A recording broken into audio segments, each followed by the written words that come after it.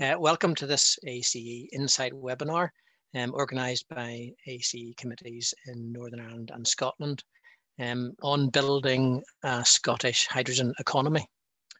Today we have industry experts, my colleagues Claire Lavelle from our Edinburgh office and David Hogg from our Newcastle office. David will join us later for the Q&A session, and Claire will be giving the presentation today. A little bit of context for the webinar. The Scottish Government have committed to making hydrogen a key element of Scotland's decarbonisation plans. The recently published hydrogen policy statement included a target of generating 5 gigawatts of renewable and low carbon hydrogen in Scotland by 2030. That's 9 years away. Claire will present for approximately 20 to 25 minutes, and at the end we'll have a Q&A session. I'll explain how you can send your questions through on the next slide. So to ask a question, please send via the chat box. Your questions will remain anonymous, and please keep them anonymous as best you can. In Claire's presentation, there will be a couple of online voting opportunities. So watch out for those, and I would encourage everyone to participate. Don't worry if you miss anything. We'll be uploading this to our website in the next few days. So if you want to listen again and catch up on anything you missed, you can. I'd now like to hand over to Claire, Head of Energy Consultancy at Arup in our Edinburgh office.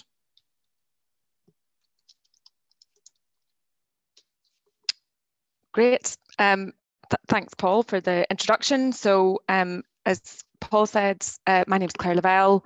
I lead Arup's energy business in the north, so cover Northern Ireland, Scotland and the northeast of England.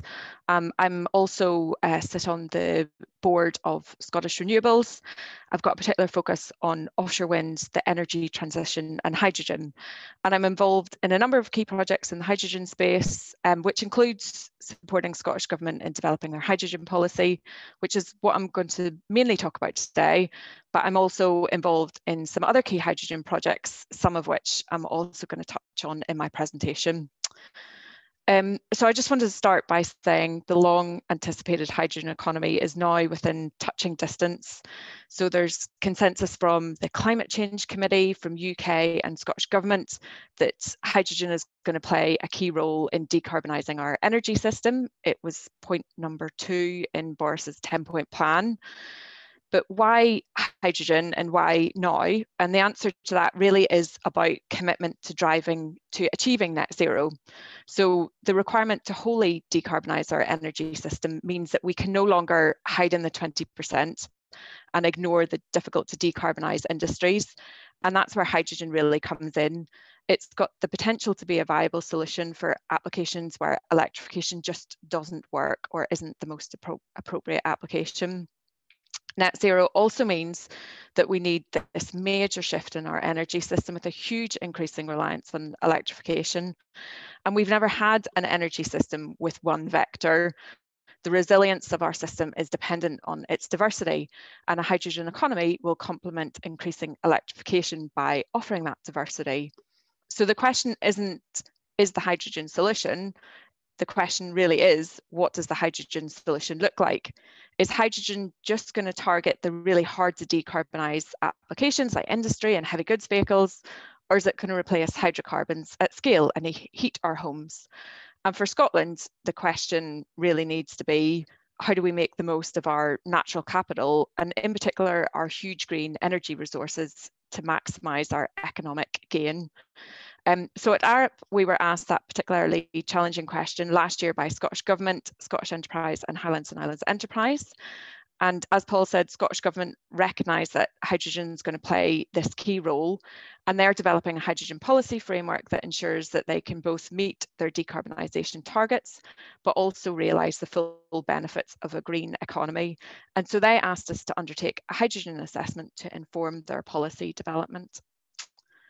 And the hydrogen assessment was threefold. So firstly, we set out the hydrogen baseline, what aspects of our natural capital, skills, supply chain, resources, infrastructure, energy use would influence what a hydrogen economy would look like in Scotland. Then we undertook some scenario development. So we set out some distinct and diverse ways in which a hydrogen economy might develop out to 2045 in Scotland. And then finally, we undertook an impact assessment where we identified the socioeconomic benefits of those scenarios.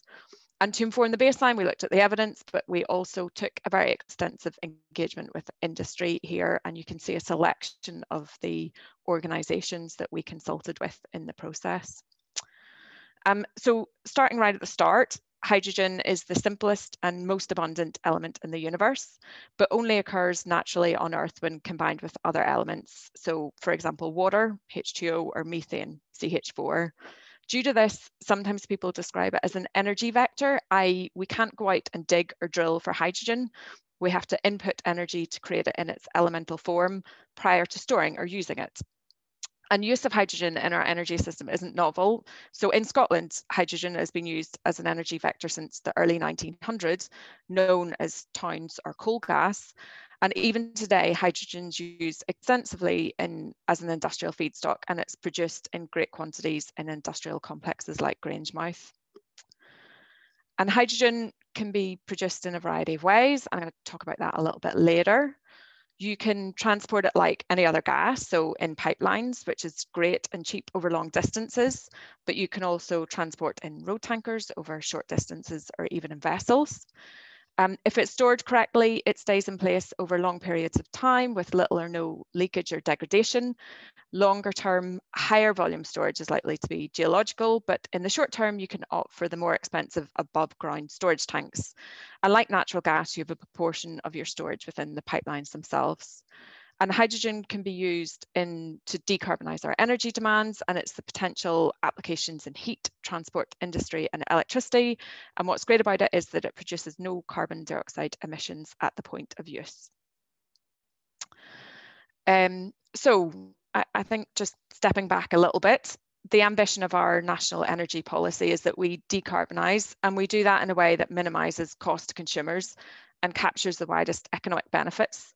And one of the real key challenges of policy setting in 2021 to achieve a system we want in 2045 to 2050 is the range of uncertainties that exist in solving that really complex equation. So the set of factors on this slide give you an idea of the complexity of the decision. As engineers, we might think we've come up with the best solution, but consumers don't like it. We might think it's too expensive today, but as it matures, cost reductions might outpace our predictions, which is what's happened with renewables. It might work in Glasgow, but it doesn't do the job in Inverness and Orkney. So of course, we need to take quick action. So we've got to make decisions on what solutions we're confident can deliver now, but in areas where the answer is less clear, we need to work on building the evidence base, which sounds fine in practice, but actually we don't always have the opportunity to defer decisions because in Scotland, our 2030 decarbonisation targets are so challenging. So we've got this really tricky balance between making the right decision and making a timely decision. So firstly, I mentioned there were two main ways for producing hydrogen. Firstly, using natural gas as a feedstock and using the very mature and developed methane reformation technology, we can produce hydrogen. If we use it in combination with carbon capture and storage, it's low carbon and we call it blue. Without carbon capture and storage, it's known as grey. And currently 95% of the world's hydrogen production is grey and predominantly used in industry. Alternatively, we can take water, renewable electricity, an electrolyzer and split H2O into hydrogen and oxygen and produce what is known as green hydrogen. It's actually a surprisingly mature technology too and has been utilised commercially since the 1800s. However, the technology is still evolving and solutions which are optimised to work with renewables are at early commercial stage. And if you want to do a quick comparison between the two, green is more expensive now, but predicted to be cheaper in the long run because it's an evolving technology that's assumed to have some greater potential for learning. Its costs are really tied to electricity costs, which has been reducing. It's zero carbon, not just low carbon, and it has higher purity, which matters for some applications more than others. So hydrogen boilers are more tolerant than hydrogen fuel cells used in transport to impurities. And in Scotland, we've got absolutely loads of it, way more than we could use nationally. And then if you look at blue hydrogen, it's cheaper now, and we're likely to be able to scale up relatively quickly because it's a mature technology.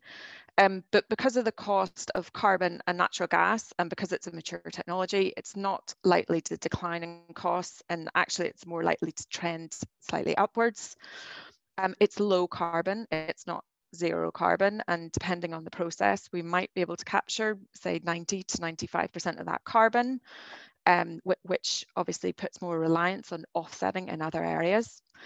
It's also reliant on import of gas, and gas production in the North Sea is in decline. So scaling up blue hydrogen production means an increasing reliance on gas imports. And it's less pure, though it can be cleaned up for fuel cell applications, which will add some costs.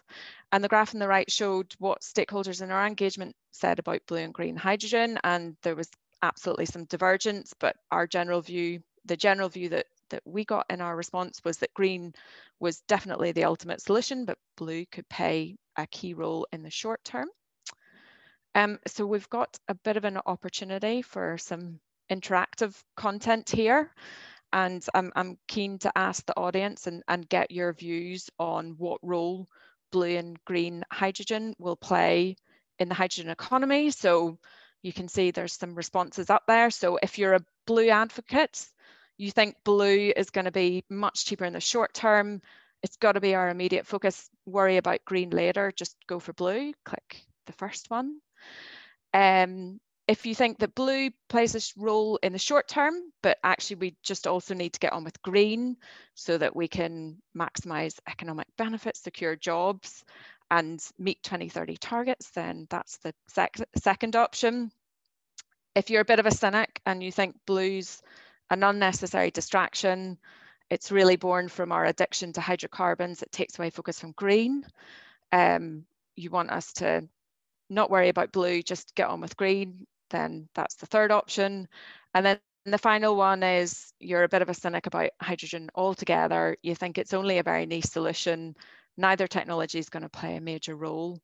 Then option 4 is for you. So I think we'll just leave the poll open for a little minute, give everyone a chance to review and vote.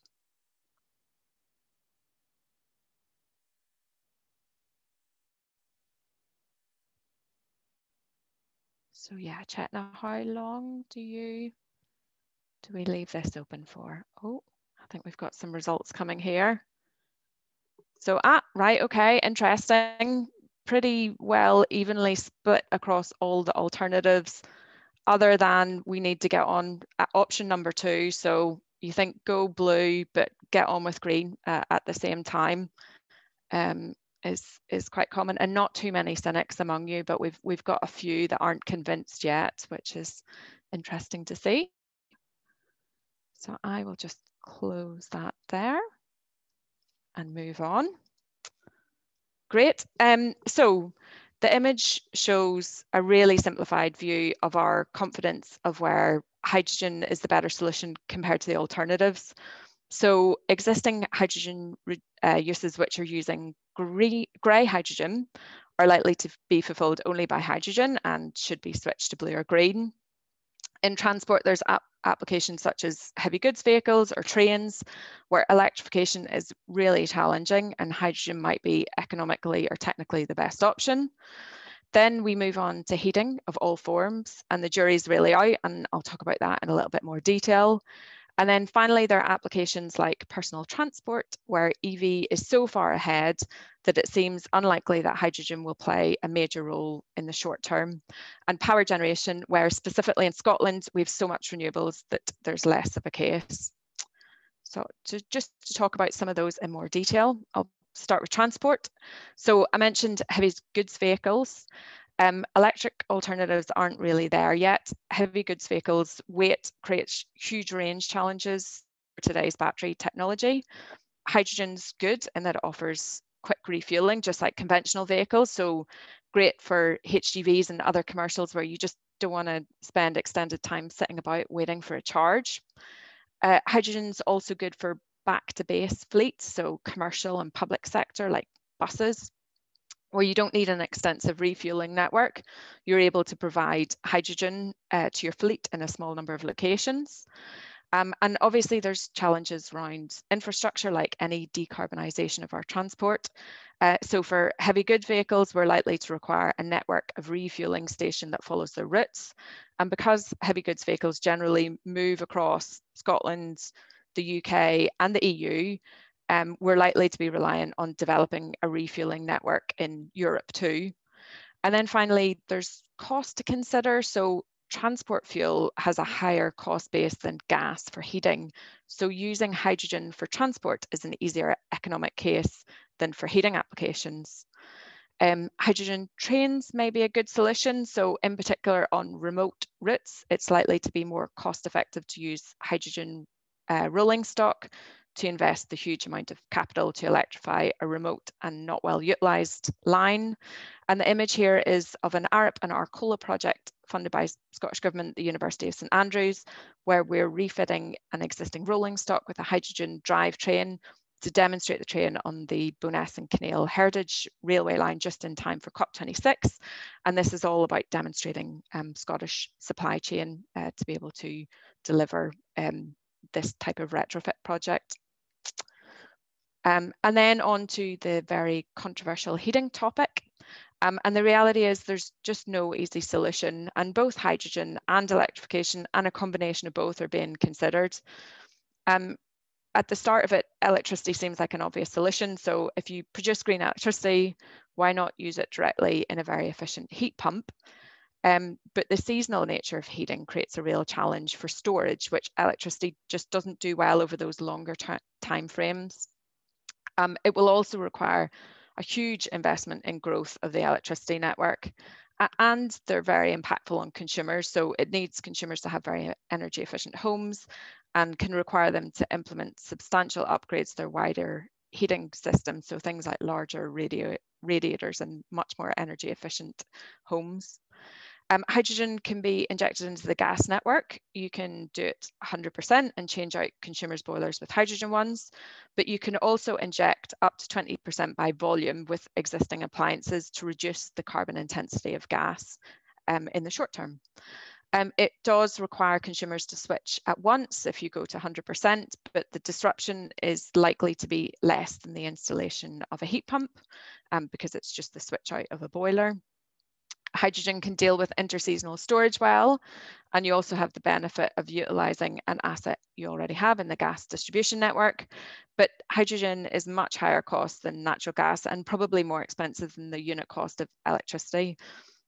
So the image here is the H100 project in Fife. It's led by SGN, supported by Arup in design and development, and it includes the installation of a purpose-built hydrogen network, which aims to connect up to 300 homes to supply with 100% hydrogen. And this project's all about the evidence base, and in particular, understanding consumer acceptance of hydrogen. And to give you a little bit of a context of the global picture of hydrogen, so Scotland, the UK aren't alone in recognising the potential for hydrogen, and development of a hydrogen policy framework, commitment to development of the industry are coming thick and fast. And the focus of each strategy tends to be focused on the creation of an indigenous market to align with that nation's natural capital. So if you look at an example of Japan, the Tokyo Olympics, if they go ahead, we'll have a very strong hydrogen flavour with a particular focus on transport and fuel cell applications, which is a really strong match with their manufacturing capability. And they're cooperating with Australia, whose focus is on the production of hydrogens to support the energy poor Japan. And why is hydrogen an exciting proposition for Scotland? So Scotland has natural resources infrastructure for both blue and green hydrogen, and that can offer us resilience. In terms of the blue hydrogen story, Scotland plays a key role in the existing gas market, and resources and infrastructure means that we can benefit from hydrocarbons in a more sustainable way. The green hydrogen story is all around these significant natural resources and onshore, offshore wind and marine renewables. So in particular, Scotland has capacity for offshore wind that's an order of magnitude beyond both Scotland and UK's demand. And hydrogen may offer a route to market for that energy source in terms of a European market.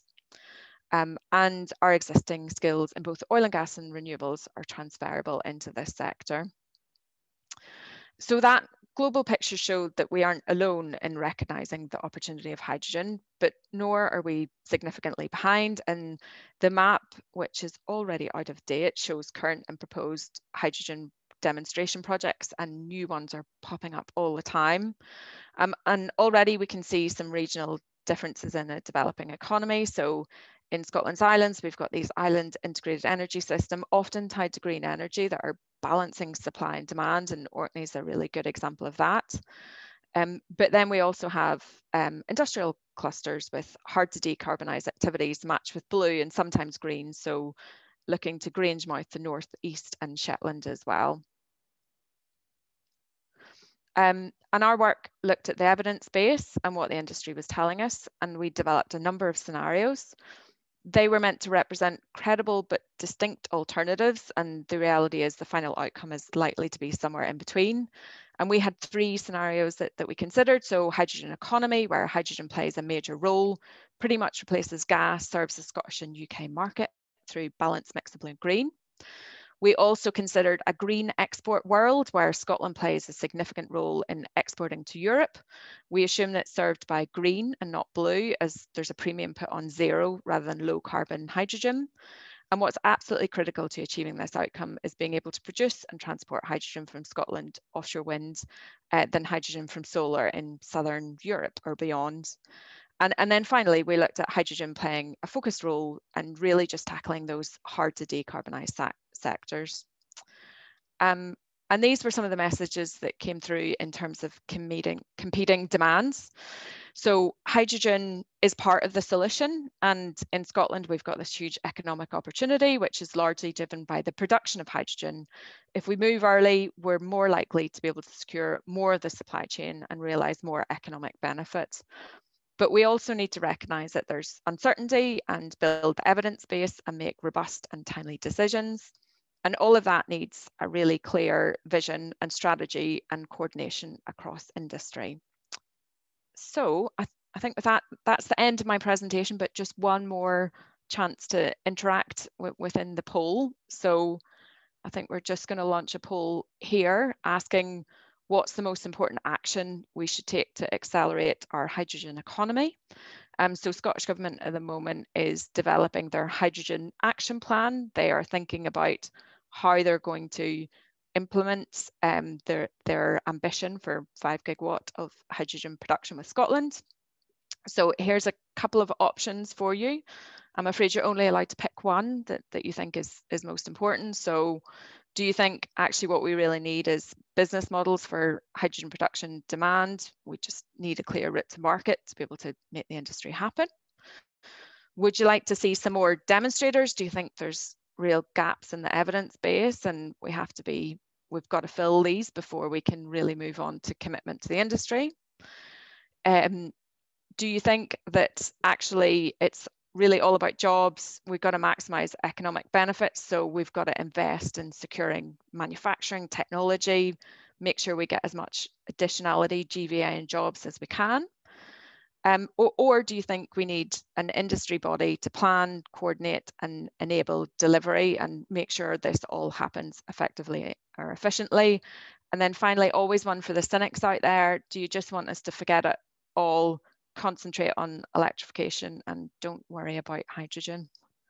So I'll give you just a bit more time for people to fill in the responses, and hopefully the feedback will pop up. And then I'm going to hand back over to Paul when that's done. So yes, here it comes. Not surprising, business models comes out the clear one, and definitely in our engagement and consultation that was a very clear response. But yeah, we've also got a keenness to get on and making sure that we secure jobs, supply chain as well. with demonstrators and industry body coming up. And again, not at the end of all of that, only 2% of you are total doubters. So I've got a 98% success rate, Paul, which is well not too done, Claire. bad. Good, Good news. That's a success. Thank Great. you very much indeed. Can I welcome David Hogg to our panel now? Hello, Paul. Thanks for the intro. Hi, David. You're very welcome. Thank you very much. That was very, very interesting, Claire. Thank you very much indeed. We do have some questions from the audience, so I'll pick a few out here. What does 1 gigawatt of hydrogen actually mean? It's an interesting one because it means it does mean different things to different people. 1 gigawatt of blue hydrogen is different from 1 gigawatt of green hydrogen, because when you look at green hydrogen production, you talk about gigawatt input into the system, whereas when you talk about blue hydrogen, you're talking about a gigawatt output of the system. But it is a lot of hydrogen. Hydrogen can do a lot at a 1 gigawatt scale. We're definitely not at that scale yet. We're kind of looking at investing in up to 100 megawatt scale systems at the moment. But yeah, getting to the 5 gigawatt scale by 2030 is going to take quite an achievement, both in terms of connecting it to renewable electricity, or also through production of blue hydrogen as well. Yeah, absolutely. And what I would say is, I mean, it's a slightly more complex calculation, but a boilerplate 1 gigawatt of blue hydrogen will produce a lot more hydrogen than boilerplate 1 gigawatt of green hydrogen, and they're not kind of it's probably not a fair comparison between the two, just in terms of the way the systems are operated and kind of quantified.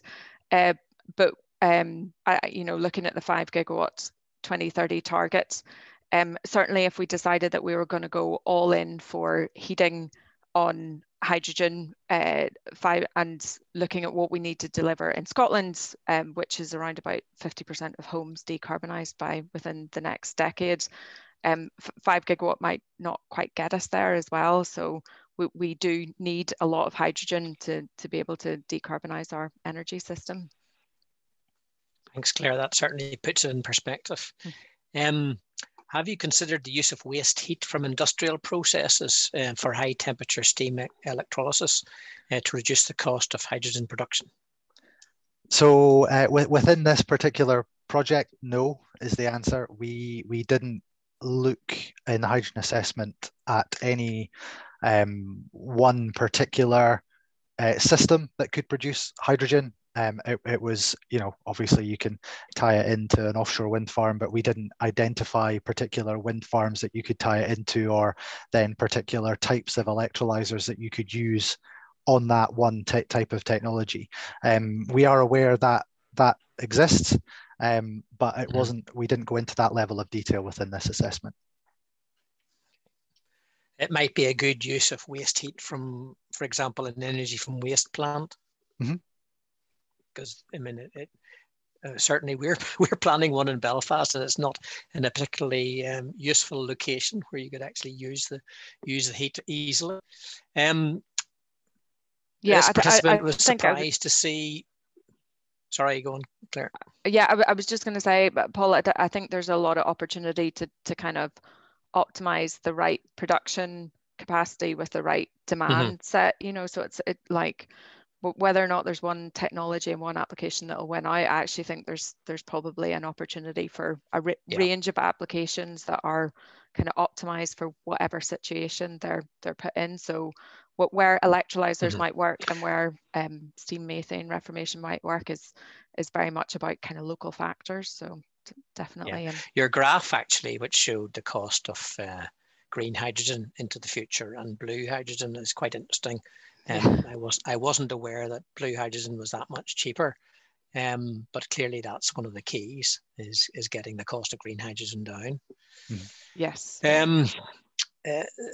This participant was surprised to see personal vehicles are unlikely to be a market. Why is this perceived to be the case? I think the general view is that EV have kind of stolen the charge, if that's a bad pun to add in there. But that there's already a quite developed market for EV vehicles. There's already a developing EV charging infrastructure, and that I think there's kind of many more years worth of momentum within that market. And I think you're already seeing people starting to get comfortable with making decisions on EV charging. That's not to say that there isn't benefits in hydrogen for personal vehicles, and I think the refueling durations and issues around charging durations and what that means for use means that maybe things will change, and absolutely it could be that that hydrogen vehicles in the long term win out and they're considered to be the best application. However, it's it kind of looks like EVs already well developed. I don't know, David, what you're... Yeah, and that was what was borne out by the stakeholders in stakeholder engagement when we discussed the different sectors where people thought hydrogen would play a key role in the coming years. There was quite a lot of people who basically said we just don't see it being playing a major role in personal vehicles. That sized vehicle where you have a fleet, so something like a taxi, is a different story. So we would still foresee those types of vehicles being built and being useful, but actually sales to personal people, I think is a difficult one. Claire, the only issue I have with electric vehicles is the sustainability of the lithium batteries. I think we have to be cognizant of the fact that they're not terribly well recyclable, and possibly they're as a resource it's finite and hence not fully sustainable. So a lot of hydrogen fuel cell vehicles will have some form of battery in them as well. So it is still a hybrid vehicle in many ways. So it's a lower demand, but there is still a demand for batteries from fuel cell vehicles as well. Okay. Lots of questions. I'm really pleased to see the participation from everyone that's dialed in. Why are we not focused on the hydrogen energy supply chain in Scotland? Are the universities researching the manufacturing of hydrolyzers? So I think we are, and I think Scottish and UK government are really waking up to the opportunities that hydrogen has, both in delivering net zero decarbonisation, but actually that we need to move more quickly to make sure that we secure economic benefits. I think really some of the challenge is about understanding where we're best placed to compete. So if you take a kind of extreme example, there's no car manufacturing in Scotland. I think even if we decided that we were going to go all in personal vehicles and hydrogen transport, I still don't think you would attract a car manufacturer to Scotland. So it's really about understanding where you've got kind of existing Indigenous skills and capability, and making sure that we're investing in those. And the work that we did, a lot of the jobs and GVA creation was around the production, so particularly green and things around integration. Definitely, I think there's a lot of opportunity there. We could get a lot more jobs if we had more manufacturing. So we had an electrolyzer manufacturer in Scotland. However, we don't at the moment, and we have limited companies that are really pursuing that. So I think all of the balance is where's the right place to attract the talent and skills to be able to get the maximum amount of jobs out of these opportunities. Next question reminds me of the day or the weekend when the Republic of Ireland switched from miles to kilometres, and all the road signs had to change and they got the army in to help them. A participant has asked the question, how do you switch all the boilers on the same day so that they're hydrogen ready? So I think, I'm going to mention the High for Heat project that Arup are also involved in, ran out of London by for Bays. They're doing a lot of the kind of evidence base around that switch to hydrogen appliances and what it means for the home, what it means for that side of the network. They've done quite a lot of research into the amount of skilled engineers required for that handover, and it is a lot. There's a lot of training and a lot of skills development required in order to get us to a point where we can do that. And those programs don't necessarily exist at the moment, so that is a bit of a gap.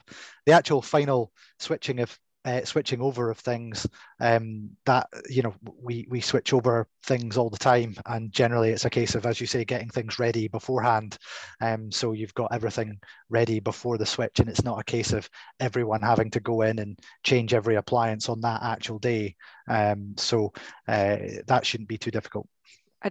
I would say, I mean, one of the things that has been considered is mandating hydrogen ready boilers. So like the way you did for the digital TV switchover, you do a kind of early commitment to any new boilers that are installed, that they're hydrogen ready, so you just need to switch the burner out when you go to a hydrogen transition. And that would mean if we mandated it early enough, you would have much more people that had hydrogen ready boilers. So at the point at which you did the switch, having to actually compel people to change their boilers, you would have a smaller amount of people to do that. But it depends how quickly we want to move on this, and people's boilers maybe last 10-15 years, so to turn over the whole building stock and get them hydrogen ready is kind of unlikely to happen. But at some point we've got to wean people off hydrocarbons, and I think there will be a day at which, if we don't make the network hydrogen, if we don't fill the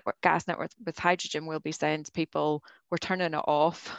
And people will have to be, we'll have to make decisions about, do I want to accept the hydrogen boiler, or do I want to switch to a heat pump, because I can no longer maintain the status quo, which is a hydrocarbon based system. That's got to come in the next decade or so, which will be challenging. What about the perceived risk of a catastrophic explosion with hydrogen? Is it more significant than, for example, natural gas? It's different. That's definitely the case. The thinking is that the kind of quantitative risk assessment that is carried out will ultimately result in it being comparable in total overall safety to natural gas. When it goes bang a little bit more, but it's a lot more difficult to contain than natural gas. So when it's released, it escapes very quickly up into the atmosphere, and it will get through the absolute tiniest of gaps in the kind of structure of your house. So in general, the perceived risk is thought to be comparable to that of natural gas.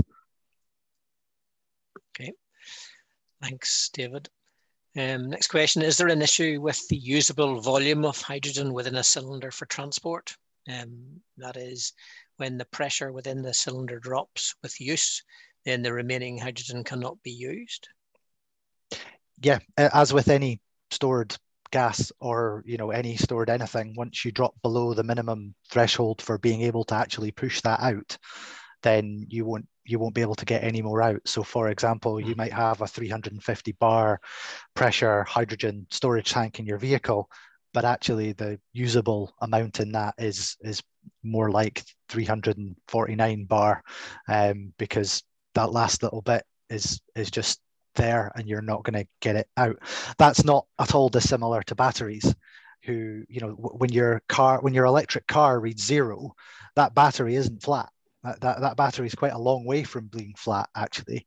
You're generally only operating on an electric vehicle probably on the top half of the actual battery's capacity, which is why once they're reached end of life, they're still able to be used in so many different applications. So it's not really dissimilar to that. Okay, thank you. And is the storage of renewable electricity in hydrogen a better solution than a battery bank? It depends on what you're doing with it.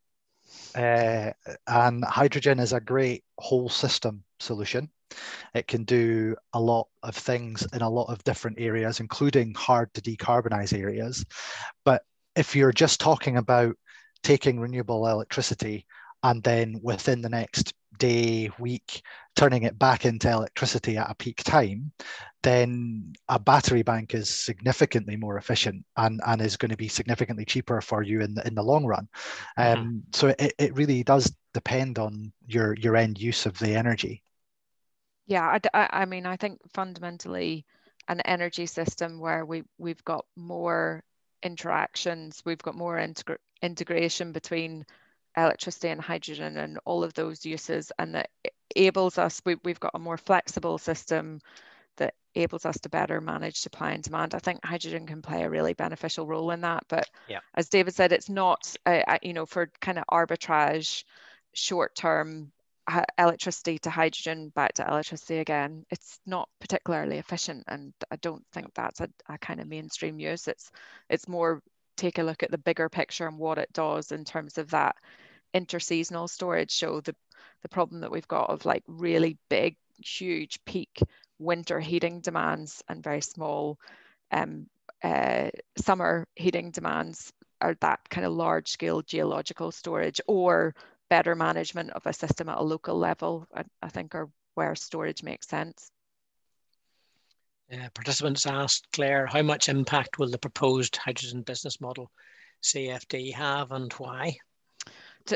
Absolutely fundamental. So, you know, at the moment, hydrogen is more expensive than the hydrocarbon-based alternatives that it's replacing. And so the majority of projects that are being funded at the moment are demonstrators. So they're kind of bespoke one-off funding solutions to be able to make them go ahead. So there isn't a market, you know, if you've got a source of green, blue hydrogen, there isn't a route to get it to market immediately. And that's something that UK government are really focused on developing imminently. So, you know, they're doing work at the moment looking at number of options, and CFD being one of those, but there are alternatives that they're considering. And that is really what we need to be able to unlock this industry, is kind of give people that it's good to have targets for production, but they're no good unless you've got a way to support them, and that is what we need to kickstart this market. Interesting. Next question. Has the embodied carbon cost time of installing hydrogen enabling infrastructure been considered compared to widening the electrical infrastructure? So an important thing to consider on the hydrogen assessment is that we weren't comparing it to electrification. We didn't do any comparison about the pros and cons of it compared to electrification. You know, it wasn't an electrification assessment project that was really focused on hydrogen. I think that is something that needs further research and needs to be looked into a bit more. There are obviously benefits and there are disadvantages to the hydrogen solution compared to some of the electrification solution, to the point where I'm very confident that it will be a mix of both, because it will have to be. So that would be my answer.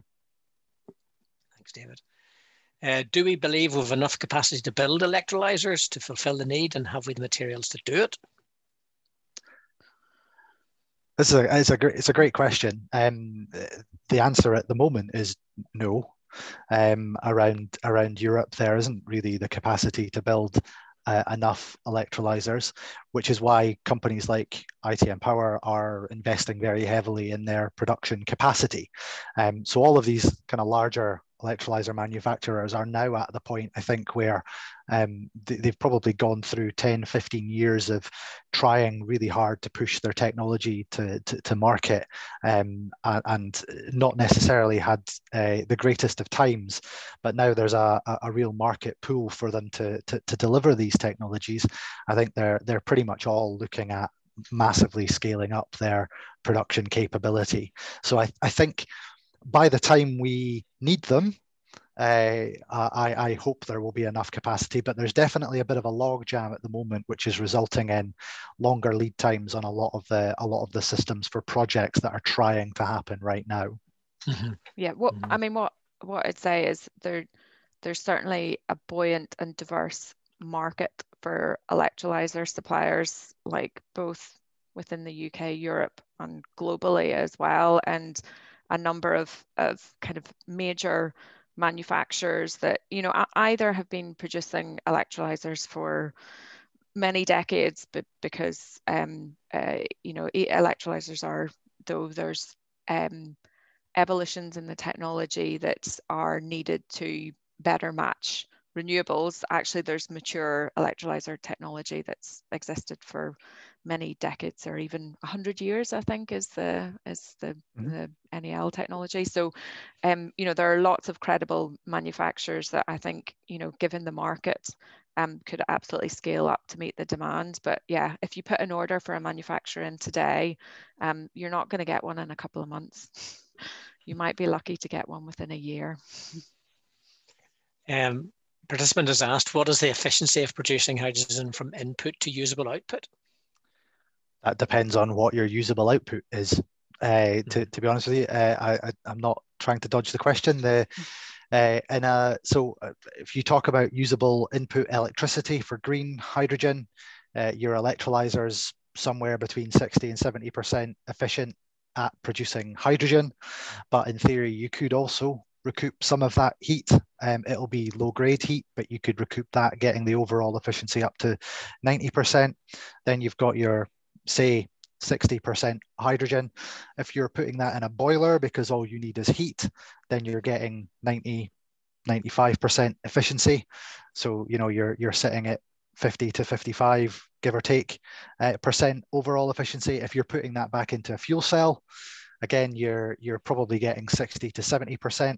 But again, you can use the heat, so you could get up to 90% overall efficiency. So, you know, you could argue it's anywhere from 81% overall, because you're utilizing the heat, all the way down to something like 30 to 35% if all you're doing is going green electricity to hydrogen electricity out. So it is quite a wide range. Yeah, and I mean, what I would say is there's a bit of a fixation on efficiency as being the metric, which is obviously a really incredibly important metric, but actually we just need to look at the overall system economics of investment, balance, useful use of energy, and that it's complex and difficult to do. But you know, it's reminds me of kind of time working in wind energy, where people were really obsessed with capacity factor and efficiency of wind turbines, and you know, actually that's it's the cost of energy supply to consumers, which is the absolutely, you know, governing metric that we need to look at, rather than necessarily just being fixated on kind of efficiency as being you know, the only metric that we consider. Okay. You're doing very well. There's a lot of questions still to go. I don't think we're going to get through them all, but I can see now why you brought David along for this part of the session. Oh, yes, they're just hard and diverse. So, what is the envisaged market split between gaseous and liquid hydrogen applications? Again, that wasn't considered within the hydrogen assessment particularly. We were looking at primarily gaseous hydrogen. Even when we're looking at vehicle fleets, we were looking at either 350 bar or 700 bar refueling. There is a little bit in there about the potential future utilization of hydrogen in terms of its production of ammonia for shipping, but we don't really look very much into liquefaction. I think personally, I think there are more reasons to move to ammonia if you're needing to do that, if you're needing the higher energy density, so for example, for shipping or for moving hydrogen from place to place, I think you would probably rather do that than go liquefaction. Again, just because if you consider the whole system benefits of having ammonia compared to having liquefied hydrogen that you need to keep at a very low temperature and a very high pressure. That's maybe more of a personal thought than anything that we put in the document, but there we go. Yeah, there is a question further on down about ammonia. Are you considering using liquid ammonia for the hydrogen source, as it has a higher energy density than liquid hydrogen? Well, yeah. So it's considered, it's mentioned, but we didn't have a lot of. Well, we had one kind of key stakeholder who was very engaged in ammonia production from hydrogen, and I think there will be more in the coming years. Yeah, as I say, personally, that's something that I'm quite keen on. Okay. Another safety question, David and Claire. What are the main arguments to challenge the public perception of hydrogen safety, i.e. the Hindenburg effect? This is David's favourite topic, so I'm going to give this one to him. Yeah, it's a really interesting question. I've spent pretty much 10 years now kind of public facing a hydrogen demonstration project, and now working for Arup, talking to people about hydrogen safety, and I think it's only through addressing these kind of things head on with the public that we can gain any kind of acceptance, because as soon as you start talking about hydrogen safety and you don't mention Hindenburg, you can guarantee that the first question that anyone's going to ask is, yeah, but what about the Hindenburg? And that's kind of frustrating, because the Hindenburg is a very clear answer around what caused the Hindenburg fire and whether or not actually the hydrogen was the cause, or just an unfortunate additional effect, increasing the speed of the flame rather than actually causing the accident itself.